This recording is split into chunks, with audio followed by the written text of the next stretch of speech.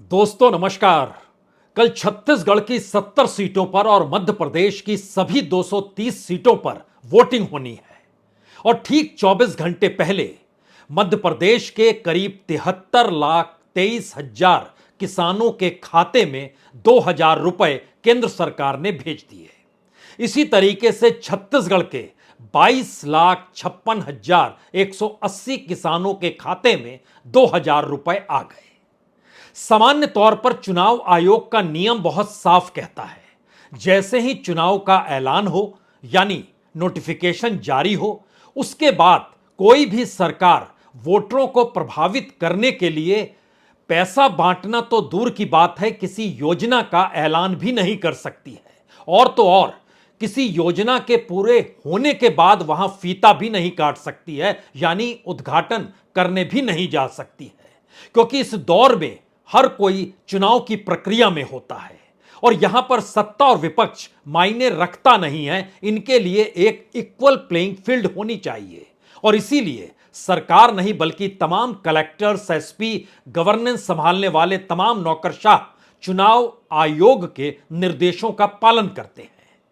लेकिन मध्य प्रदेश और छत्तीसगढ़ की तकरीबन 18 जिलों में कौन किसे किस रूप में कैसे प्रभावित करता है, यह भी इस दौर में खुले तौर पर नजर आ रहा है।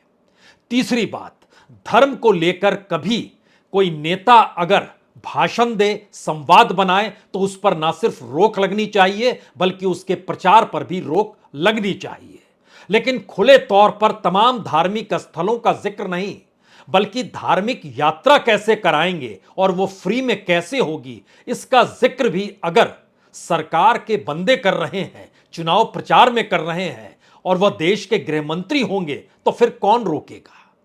और अगर पैसा बांटने के लिए जिस बटन को दबाना है उस बटन को प्रधानमंत्री दबाएंगे, तो फिर कौन रोकेगा।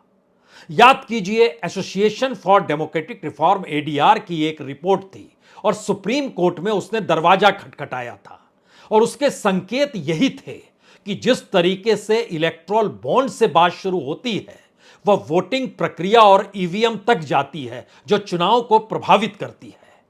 तो ऐसे में जब तक आप निगरानी खुद नहीं रखेंगे और पारदर्शी स्थिति नहीं बनाएंगे, तब तक बड़ा मुश्किल है इस लोकतंत्र को पारदर्शी तौर पर दुनिया के सामने बता पाना, रख पाना। दुनिया तो दूर की बात है, वोटरों के सामने भी सब कुछ ट्रांसपेरेंट है और उनकी साख यानी इस लोकतंत्र की साख चुनाव के जरिए बिल्कुल साफगोई के साथ दिखाई दे। चुनाव आयोग का यही काम है, लेकिन ऐसा हुआ नहीं है। तो क्या इस दौर में कई सवाल हैं। इतना ही नहीं, पिछले चुनाव की तुलना में छत्तीसगढ़ हो, राजस्थान हो, मध्य प्रदेश हो, तेलंगाना हो, जो नकदी की जब्ती की गई, जो मादक द्रव्य पकड़े गए, वो तमाम राज्यों में 1,000 करोड़ रुपए से ज्यादा जब्त किए जा चुके हैं। कुछ जगहों पर ये 2,000 करोड़ तक पहुंच चुके हैं। लेकिन किसे पकड़ा? उसे पकड़ा तो उसके खिलाफ एफआईआर लिखी गई। एफआईआर लिखी गई तो क्या उसके खिलाफ अदालत में पेश करते हुए उसे जेल में डाला गया? जी नहीं, ऐसा कुछ भी नहीं है और ऐसा कुछ भी हो नहीं रहा है। लेकिन चुनाव आयोग ने इस दौर में, अगर याद कीजिए, तो एक बड़ा नोटिस जारी किया और वो नोटिस और किसी को नहीं, कांग्रेस की नेता प्रियंका गांधी को लेकर जारी किया और कहा कि आप नहीं कह सकती हैं कि प्रधानमंत्री ने जो मंदिर में लिफाफा डाला था उसमें 21 रुपए हैं। न्यूज चैनल कह सकते हैं, आप नहीं कह सकती हैं। तो एक नोटिस उस रूप में जारी हुआ। लेकिन आइए जरा इस सिलसिले को पकड़िए कि जिन 3-4 राज्यों में चुनाव बचे हुए हैं मिजोरम के बाद, वहां पर सबसे ज्यादा वोटर किसान और आदिवासी हैं। इन राज्यों में जाकर प्रधानमंत्री किसानों के लिए कोई पैसा दान कर नहीं सकते हैं। इन राज्यों में जाकर आदिवासियों की योजनाओं का ऐलान कर नहीं सकते हैं। तो प्रधानमंत्री उड़कर चले गए झारखंड और झारखंड से उन्होंने 24,000 करोड़ की आदिवासी योजनाओं का ऐलान कर दिया। और जाहिर है, आदिवासी समुदाय, राज्य चाहे अलग अलग हों, लेकिन वह एक साथ जुड़े रहते हैं और जब उनके लिए योजनाओं का ऐलान होता है तो वह उन तक बात तुरंत पहुंच जाती है। तो क्या इन राज्यों में आदिवासियों की सीटें इतनी ज्यादा है कि इसी दौड़ में एक हड़बड़ाहट थी कि इस दौर में किसी भी हालत में आदिवासियों के लिए योजनाओं का ऐलान करें, तो प्रधानमंत्री ने कर दिया। इसी दौर में किसान सम्मान निधि जो 2-2 हजार रुपए हर 3 महीने के जाते हैं, 4 महीने के जाते हैं, उसका ऐलान अभी ही करना था और उस पर कोई रोक नहीं थी। चुनाव आयोग ने तो रोक लगाई नौकरशाही को, जो प्रचार सरकार की योजनाओं को लेकर करना है उसमें चुनाव आयोग तो जागा था, उसकी आंखें तो खुली थी। उसने कहा था कि दरअसल चुनावी राज्यों में अभी नौकरशाह ना जाएं और वहां सरकार की उपलब्धियों का गुणगान ना करें, यह सब कुछ आप करें चुनाव बीत जाने के बाद। लेकिन सीधा पैसा ट्रांसफर हो रहा है, कोई नहीं रोक रहा है। 25 तारीख को राजस्थान में वोटिंग होनी और राजस्थान के भी 56,75,659 किसानों के खाते में पैसा पहुंच गया। यहां पर 2-3 बात और भी थोड़ी समझनी होगी जब हम पूरे वोटिंग पैटर्न पर निकल कर आए। उससे पहले यह समझिए कि दरअसल ऐसा नहीं है कि राज्य में जितने किसान हैं, छोटे और सीमांत, सभी के खातों में पैसा गया है, बिल्कुल नहीं। एक एवरेज जो निकल कर आता है, जो नौकरशाही बतलाती है और जिस डिपार्टमेंट के जरिए इस काम को अंजाम दिया जाता है, उसके जरिए जो जानकारी आती है, राजस्थान में मसलन 69%, 69% कुल किसान जो लाभार्थी हैं उनकी संख्या लगभग 82,34,000 है, लेकिन पहुंचा है जिन खातों में पैसा, उनकी तादाद 56,75,000 है। मध्य प्रदेश के भीतर 95,33,000 किसान लाभार्थी हैं, लेकिन जो पैसा पहुंचा है वह 73,23,617 खातों में पहुंचा है। इसी तरीके से छत्तीसगढ़ में 40,78,889 किसान लाभार्थी हैं, लेकिन पैसा पहुंचा 22,56,180। ये सबसे कम 55% है राज्य के किसानों के बीच में। यहां पर छत्तीसगढ़ में 55% क्यों नहीं, यह भी थोड़ा समझना चाहिए।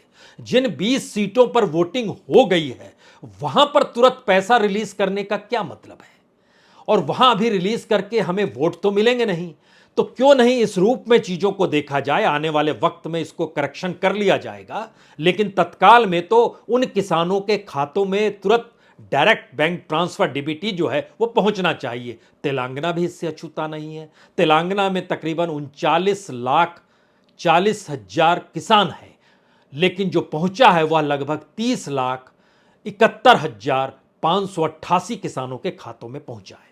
यह एक हिस्सा बड़ा महत्वपूर्ण है। आखिर इतने कम क्यों है? मसलन 69% राजस्थान के भीतर है, 77% मध्य प्रदेश में जो सबसे ज़्यादा है, छत्तीसगढ़ में 55% है जो सबसे कम है, तेलंगाना में भी 77-78% के लगभग किसानों के खाते में पैसा पहुंचता है। तो केंद्र अपने तौर पर पैसा दे गया, चुनाव आयोग ने अपने तौर पर आंखें बंद कर ली। बहुत बड़ी रकम नहीं है इस चुनाव के मद्देनजर, लेकिन फिर भी समझिए छत्तीसगढ़ में 451 करोड़ रुपए, मध्य प्रदेश के भीतर 1,464 करोड़ रुपए, राजस्थान के भीतर 1,135 करोड़ रुपए, यह पैसे पहुंच गए, और झारखंड, ये तेलंगाना के भीतर 614 करोड़ रुपए पहुंच गए। सामान्य तौर पर अगर ये पैसे बांटे जाएं तो जो जो ऐलान हो रहे हैं राहत रियायत के, और आज भी राजस्थान में जब अपना संकल्प पत्र या मोदी गारंटी के साथ जो बीजेपी ने जारी किया, अगर उसमें भी आंकड़ों को निकालिएगा राजस्थान के भीतर में, तो तत्काल में जो उन पर भार पड़ेगा वह जो आज जो दिया गया पैसा राजस्थान के भीतर 1,135 करोड़ रुपए, 1,135 करोड़ रुपए, उस तुलना में अगर देखिएगा तो उन पर बोझ तकरीबन 8 से 10,000 करोड़ का और पड़ जाएगा। लेकिन यह पैसा तुरंत दे दिया गया। चुनाव आयोग ने कुछ नहीं कहा, चुनाव आयोग ने खामोशी बरती। यहीं पर पहला एक दूसरा सवाल आता है उस नौकरशाही का, जिस नौकरशाही के प्रचार प्रसार पर रोक लगाई गई, ये कहते हुए कि आप सरकार की उपलब्धियों का जिक्र नहीं करें। लेकिन इन्हीं 4 राज्यों में 172 छापे ईडी और आईटी ने इसी दौर में मारे, और आज भी तेलंगाना के एक विधायक के घर पर छापे मारे जा रहे हैं। 2 दिन पहले भी एक विधायक के घर पर छापे मारे गए थे, और यही स्थिति कमोवेश तमाम राज्यों में है। नोटिफिकेशन जारी होने के बाद क्या चुनाव आयोग से इजाजत ली जानी चाहिए या नहीं लिए जानी चाहिए, या सेंट्रल एजेंसी अपने तौर पर काम करेगी? लेकिन उसमें यह भी नजर आया कि जो छापे मारे गए वह उसमें 172 छापों में से 132 छापे सीधे सीधे पॉलिटिशियन से जुड़े हुए हैं, उन पॉलिटिशियन से जिनको चुनाव मैदान में उतरकर चुनाव लड़ना है। उन्हीं के खांचे को प्रभावित करने के लिए ईडी और आईटी सक्रिय हुई, सरकार की एजेंसी सक्रिय हो गई। इसी दौर में जब नोटिफिकेशन दिया जा चुका है, लेकिन कोई नोटिस नहीं, कोई पूछताछ नहीं, कहीं किसी बात का जिक्र नहीं और करने की जरूरत भी नहीं। इसके बाद जो बड़ा महत्वपूर्ण था कि मध्य प्रदेश में जाकर गृह मंत्री अगर इस बात का ऐलान करते हैं कि अगर एमपी में बीजेपी की सरकार बनी तो फ्री ऑफ कॉस्ट आपको अयोध्या में रामलला के दर्शन कराएंगे। और उसके बाद शुरू होता है धर्म का गान, अयोध्या में राम मंदिर का निर्माण, काशी विश्वनाथ कॉरिडोर को बनाना, बाबा महाकाल की लोक वहां पर बनाना, सोमनाथ मंदिर को सोने का बनाना, बद्रीनाथ केदारनाथ को भी पुनर्जीवित करना। और उसके बाद फिर अतीत का जिक्र होता है कि रामलला को लेकर तो 550 वर्षों तक अपमानित अवस्था में रखा गया। धर्म को लेकर इसके आगे भी कई कदम बढ़े जाते हैं, लेकिन चुनाव आयोग खामोश है। अब यहां पर एक दो सवाल जो सीधे चुनाव को लेकर इसलिए करने की जरूरत है, क्योंकि जब हम इन बातों का जिक्र कर रहे हैं तो पहले समझ लीजिए कि बीजेपी और कांग्रेस के बीच जब आप वोटों के आंकड़ों को समझेंगे तो इसको इस रूप में समझिए कि राजस्थान में जो पिछले बार वोटिंग में तकरीबन 3.5-4 लगभग 4.5 करोड़ के लगभग वोटर थे, जिसमें से 3.5 करोड़ लोगों ने वोट दिया, उस समय कांग्रेस को 1,39,00,000 वोट मिले थे, बीजेपी को 1,37,000 वोट मिले थे, यानी बहुत 1,37,00,000 वोट, यानी लगभग 2 लाख वोट का ही अंतर था। इस अंतर को मांझने के लिए किसानों तक अगर पैसा पहुंचा दिया जाए तो क्या मुश्किल है। इसको इस रूप में भी समझिए, जब हम आपसे जिक्र कर रहे हैं कि इस बार की राजस्थान में 5 करोड़ किसान हैं, तो जो 5 करोड़ वोटर हैं उसमें से जो किसान परिवार और किसानी पर निर्भर समुदाय है उसकी तादाद 3.5 करोड़ है। सीधे सीधे किसानों, मध्य प्रदेश में कल वोटिंग होनी है, मध्य प्रदेश के भीतर तकरीबन 5.5 करोड़ वोटर हैं, लगभग कुछ कम भी हो सकते हैं। पिछली बार लगभग 3,80,00,000 वोटरों ने वोट डाले थे, जिसमें बीजेपी को 1 लाख वोट ज्यादा मिल गया था, 1,56,00,000 वोट बीजेपी को मिले थे, कांग्रेस को 1,55,00,000 वोट मिले थे। लेकिन वहां पर मध्य प्रदेश में कांग्रेस की सीटें ज्यादा आई थी। अब सवाल यह है कि यहां पर मध्य प्रदेश के भीतर जो 95 लाख किसान हैं और उनके जो परिवार हैं, उसमें से 73 लाख किसानों के खाते में यह पैसा पहुंचा है। उन 73 लाख किसानों के परिवारों को अगर जोड़िएगा तो तकरीबन 2.5 से 3 करोड़ के बीच में वोटर के तौर पर किसान सीधे सीधे नजर आता है। और उसमें श्रमिकों को जोड़ दीजिएगा तो एक लिहाज से समझिए कि इन तीनों राज्यों में, और तेलंगाना को भी जोड़ लीजिए, चौथे राज्य में भी किसान और मजदूर सीधे तौर पर सबसे बड़ा वोटर नहीं, 80% वोटरों की तादाद किसानी और मजदूरी से जुड़ी हुई है। अगर इसमें एक लकीर खींचनी है तो एक लकीर आपको आदिवासियों को खींचनी होगी, आदिवासियों को लेकर खींचनी होगी। और आदिवासियों को लेकर जो सुरक्षित सीट इन राज्यों में है, वहां जिस पार्टी ने कब्जा किया उसी की सरकार बनती है। यह हर राज्य का सच है, खासतौर से इन 3 राज्यों का, क्योंकि यहां के आंकड़े अगर शुल्क ट्राइब के हिसाब से आप देखिएगा तो 25 सीटें राजस्थान की पिछली बार कांग्रेस 12 जीत गई, बीजेपी 9 ही जीती थी। मध्य प्रदेश के भीतर जो सीटें हैं वो सब मिला के 47 सीट है, जो एसटी एंड अदर्स के दायरे में आती है। शेड्यूल कास्ट अलग से 35 सीट है, लेकिन उसमें से 30 सीट, जो 45 सीटें उसमें से 30 सीट कांग्रेस जीती थी, 16 सीट बीजेपी जीती थी। छत्तीसगढ़ के भीतर 29 सीट है शेड्यूल ट्राइब की, उसमें से 23 सीट कांग्रेस जीत गई थी। अब अगर इन सीटों को प्रभावित करना है तो 24,000 करोड़ की योजनाओं का ऐलान जो आदिवासी बहुल इलाके हैं उनको प्रभावित किया गया या नहीं किया गया, चुनाव आयोग को यह देखने का काम है। लेकिन चुनाव आयोग ने इस पर नजर नहीं मारी। किसान, मजदूर और आदिवासी, इन 3 दायरों के भीतर राजनीतिक लाभ कैसे पहुंचाया जाए और डबल इंजन की सरकार में दिल्ली की सरकार कैसे पहुंचा सकती है। और दिल्ली में इम्तिहान तो नौकरशाही का है, इम्तिहान तो चुनाव आयोग का भी है। तो चुनाव आयोग की खामोशी खास तौर से तब जब खुला संदेश इस देश में सरकार ने दिया कि चुनाव आयुक्तों की नियुक्ति तो हम ही करेंगे, यानी देश के प्रधानमंत्री ही करेंगे, क्योंकि 3 सदस्यीय पैनल को नियुक्त करना है, उसमें एक प्रधानमंत्री है, उसमें एक विपक्ष का नेता है और तीसरे व्यक्ति को प्रधानमंत्री को ही नियुक्त करना है जो उनके अपने मंत्रिमंडल का व्यक्ति होगा। तो सरकार को ही चुनाव आयुक्त की नियुक्ति करनी है और चुनाव आयोग को चुनाव सफल बनाना है। और चुनाव सफल बनाने के लिए इस दौर में जो कुछ होगा वो सरकार के ही अनुकूल होगा क्या? यह तो चुनाव से पहले की स्थिति है, क्योंकि जब हम आपसे जिक्र कर रहे हैं तकरीबन 500 करोड़ से ज्यादा की नकदी और कैश, और उसके अलावे जिसका जिक्र है कि कहीं पर शराब पाया गया, कहीं कुछ और पाया गया, इसकी जो जब्ती हुई, इसको लेकर किसी एक व्यक्ति को भी जेल तक पहुंचने की स्थिति नहीं आती है और नहीं आई। इस परिस्थिति के भीतर कौन आरोप लगाएगा, कैसे लगाएगा? और खास तौर से जब हम आदिवासियों का जिक्र आपसे कर रहे थे तो हमारे पास हमारी टीम की बनाई हुई एक लिस्ट है। मध्य प्रदेश के भीतर सिंगरौली की 1 सीट, सीधी की 1 सीट, शहडोल की 3 सीट, अनूपपुर की 2 सीट, उमरिया की 2 सीट, कटनी की 1 सीट, जबलपुर की 1 सीट, डिंडोरी की 2 सीट, मंडला की 3 सीट, हरदा की 1 सीट, बालाघाट की 1 सीट, सिवनी की 2 सीट, छिंदवाड़ा की 3 सीट, बैतूल की 2 सीट। यहां रहने वाले आदिवासी वोटर जो सबको मिलाइएगा वो जितनी भी तादाद में हो, लेकिन यहां पर जो आदिवासी किसानी से जुड़ा हुआ है उनकी संख्या तकरीबन 12 लाख है और उन 12 लाख किसान आदिवासियों के खाते में 2000 रुपए पहुंच गए। चुनाव आयोग ने आंखें बंद रखी हैं, कोई जरूरत नहीं है आंख खोलने की, क्योंकि राजस्थान में तो 25 तारीख को वोटिंग होनी है और पैसा आज ही गया है।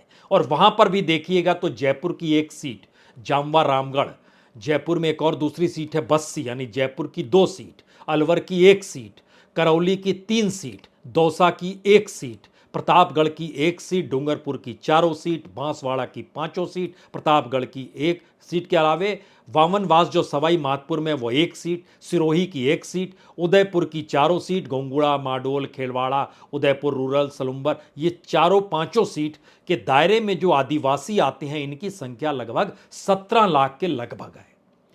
इनके पास भी जो किसान आदिवासियों से जुड़ा हुआ मसला था, इनके पास भी, इन वोटरों के पास भी वो पैसा पहुंच गया। तो क्या चुनाव प्रभावित नहीं हो रहा है? नहीं हो रहा है। इलेक्शन कमीशन कहता है केंद्र की योजनाएं हैं, केंद्र की योजनाएं चल सकती हैं, इस रूप में चलाई जा सकती है। तो एक क्षण के लिए जरा देखिए, यह पूरा चुनाव ही दरअसल इस हिंदी पट्टी के भीतर किसान और आदिवासियों को लेकर है।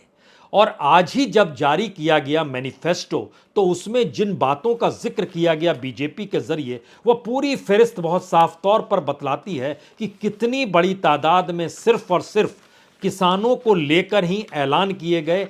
यानी राजस्थान के भीतर गेहूं की फसल 2700 रुपए प्रति क्विंटल खरीदी जाएगी। छत्तीसगढ़ में यही बीजेपी कहती है 3100 रुपए प्रति क्विंटल। जिन किसानों की जमीन कुर्क हो गई, मुआवजा देने के लिए कमेटी बनाएंगे। किसान सम्मान निधि को 6000 रुपए से बढ़ाकर 12000 रुपए कर देंगे। लघु सीमांत बटाईदार किसान खेतीहर श्रमिकों के बच्चों को मुफ्त शिक्षा देंगे। ज्वार बाजरा एमएसपी पे खरीदा जा सके, इसकी व्यवस्था की जाएगी। 5 साल में लगभग 1 लाख करोड़ रुपया कर्ज देने को सरकार तैयार है। 0% पे किसानों को दिया जाएगा। 8 घंटे बिजली आपको जरूर मिलेगी। ध्यान दीजिए जरा, किसान ही महत्वपूर्ण है और धान महत्वपूर्ण है। तो धान, किसान, आदिवासी, इन तीनों के इर्द गिर्द जब पूरे चुनाव को लड़ा जा रहा है, मैनिफेस्टो उसके इर्द गिर्द है, तो उन तक पैसा पहुंचाना, और उस परिस्थिति में जहां पर चुनाव आयोग का काम है कि डेमोक्रेसी बहुत ट्रांसपेरेंट नजर आनी चाहिए कि हां इस तरीके से चुनाव हो रहा है। तो एक क्षण के लिए जरा सोचिए, जब छत्तीसगढ़ के मुख्यमंत्री ने कहा कि ईडी की गाड़ियों में और सीआरपीएफ की गाड़ियों में और प्रधानमंत्री के हेलीकॉप्टर में रुपया भरकर आ रहा है, उसकी जांच चुनाव आयोग को करनी चाहिए, तो चुनाव आयोग को या तो तुरंत नोटिस भूपेश बघेल को थमा देना चाहिए। आप प्रधानमंत्री पर आरोप लगाएंगे, आप ईडी पर आरोप लगाएंगे, इस देश के अर्धसैनिक बलों पर आरोप लगाएंगे, नोटिस देना चाहिए। या दूसरी तरफ जो आरोप लगाया गया उसकी जांच करके जारी करना चाहिए, क्योंकि इन जगहों पर जो वितरण नोटों का हो रहा है वह इन राज्यों के भीतर किसी से छुपा हुआ नहीं है। कॉन्स्टिट्यूएंसी दर कॉन्स्टिट्यूएंसी, और उसमें भी एक नए तरीके से जो पोलिंग बूथ पर बैठने वाले, बूथ मैनेजमेंट को संभालने वाले लोग हैं, उनके अपने दायरे में जो लोग आते हैं, कमोवेश हर के दायरे में 1,000 से 2,000 के बीच में लोग आते हैं, उनके तक भी चीज़ों को अगर इस दौर में आवाजाही की जा रही है पैसों की, और जब्त भी हो रहे हैं पैसे, बंट भी रहे हैं पैसे, इसका सोर्स क्या है कोई नहीं बताएगा।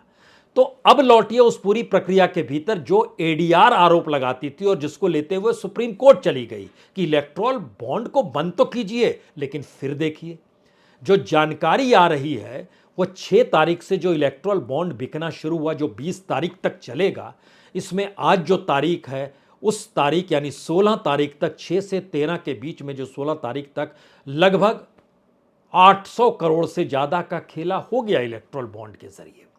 तो इसके मतलब क्या है? और इस चुनाव के पहले जब ये पूरी प्रक्रिया अपने तौर पर घूम रही है, तो चुनाव के बीच में या चुनाव के बाद की परिस्थिति को लेकर कोई सवाल खड़ा करेगा या नहीं करेगा? यह एक सामान्य तौर की परिस्थिति है कि मान लिया जाएगा कि हमारे ऊपर है, इस लोकतंत्र को हम आपको कैसे दिखाएं। हम ये बताएं कि आप एक राज्य जीत गए, हम ये बताएं एक राज्य आप जीते तो एक राज्य हम भी जीत गए, एक राज्य हाँ हम वहां पर नहीं थे तो आप हैं। महत्वपूर्ण ये नहीं है। महत्वपूर्ण पहली बार यह है कि यह सब तो चल रहा था, पहली बार प्रधानमंत्री का चेहरा ही इस चुनाव के केंद्र में है, क्योंकि इस चुनाव में बीजेपी के क्षत्रप नेताओं के चेहरे गायब हैं। तो प्रधानमंत्री के चेहरों का दांव है और चेहरे की परीक्षा है, और उसमें चुनाव आयोग को इम्तिहान किस के लिए देना है? डेमोक्रेसी के लिए देना है, या जो सरकार उन्हें चुनेगी और अगला चुनाव आयुक्त बनाएगी उस नौकरशाही को देना है? इन तमाम परिस्थितियों के बीच खड़े होकर जरा सोचना शुरू कीजिए कि लोकतंत्र और चुनाव, यही दोनों एक दूसरे के पर्याय हैं, लेकिन एक झटके में लोकतंत्र और चुनाव आयोग यह भी एक दूसरे के प्रतीक हैं, पर्याय हैं, और चुनाव आयोग और इस दौर में चुनाव आयोग के नियम कायदे यह भी एक दूसरे के पर्याय हैं।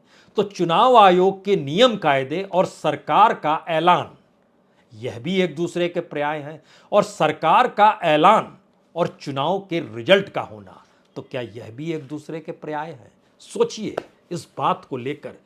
खास तौर से दुनिया का सबसे बड़े लोकतांत्रिक देश में सवाल चुनाव को लेकर है, जो लोकतंत्र का प्रतीक है। सोचिए जरूर। बहुत बहुत शुक्रिया, बहुत बहुत शुक्रिया।